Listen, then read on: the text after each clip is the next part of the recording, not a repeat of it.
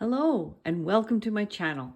My name is Denise and today's video is part of the series whereby I have created a playlist dedicated now to this coloring book called To the Ends of the Earth and Back Again by Goodwives and Warriors.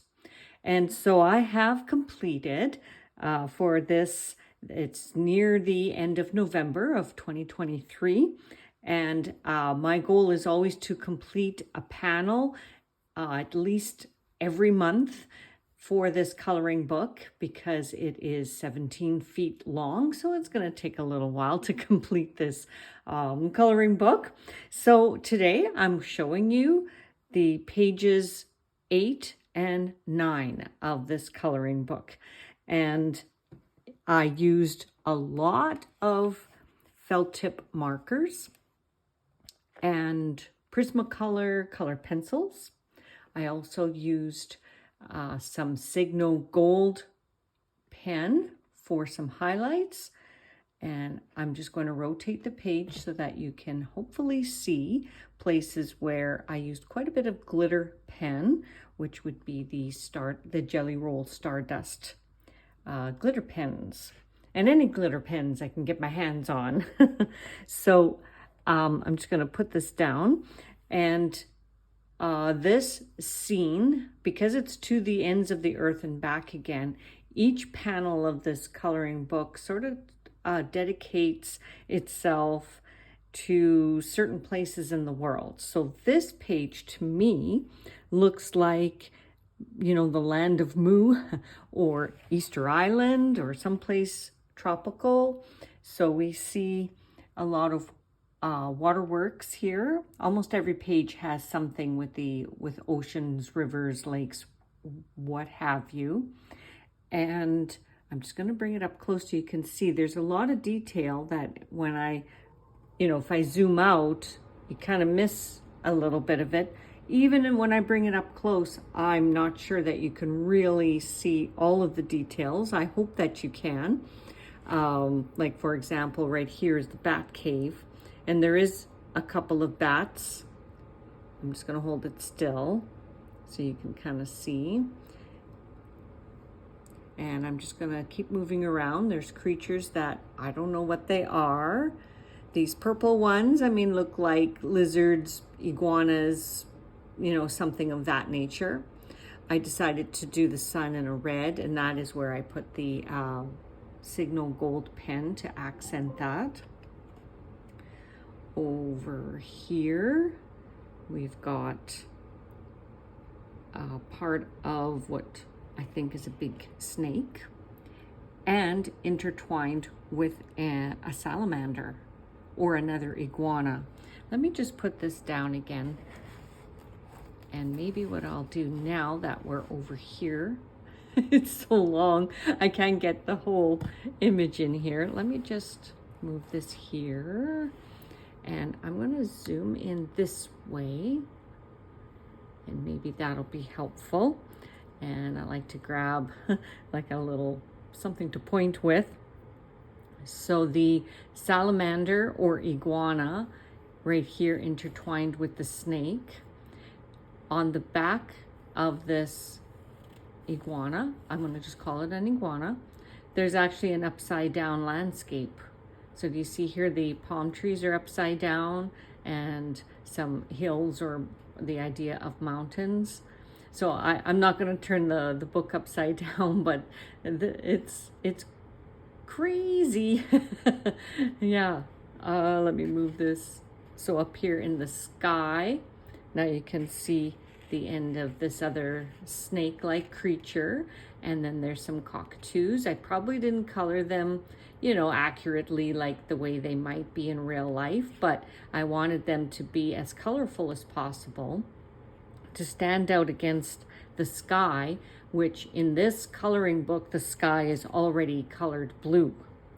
So I don't have to do the sky. I just usually have to do the idea of, well, this sky I had to color in because of the upside down world. So here's the clouds, and then the upright over here. So there's an island here with the palm trees, and sort of these little stingray creatures over here.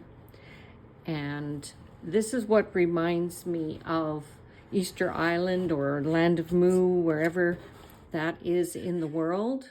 So that's what I think of when I see these structures here inside the boat. They remind me of those huge stone statues at Easter Island. And I've never been there, so I'm only going by what I've seen in pictures and documentaries. These look like eggs, so there is some kind of a little duck up here. And then I painted whatever looked like little bellies, or maybe they're somehow hatching these eggs. So I colored them pink and fluorescent pink so that they really stood out. This looks like a little nest here, so there's an egg up on there. And over here towards the end of the panel, sorry, my stand for my filming is kind of in the way. I know you can't see that right now. So anyway, I'm just trying to frame up the end of the page here. So we've got some seals, and there's I think what looks like a kookaburra. We've got an orca. I used black glaze pen for the orca because then it really made it stand out in the water. What else can I show you here? I mean, I'm just sort of letting you see for yourself any of the details you want to see. So I'll just move slowly. There were a couple of things that I didn't quite finish, and I thought, well, it might be fun to show you on the video the little finishing touches that actually helps me complete the page. And that is up here. We've got these fires and smoke coming up. I don't know what these are. They kind of look like a pyramid. So what I decided is I grabbed my heat thrown. Sorry, here we go into the screen here. These are my heat thrown felt tip markers. I really like this series. I've got a set of 120 of them. So I grabbed the fluorescent orange, and I am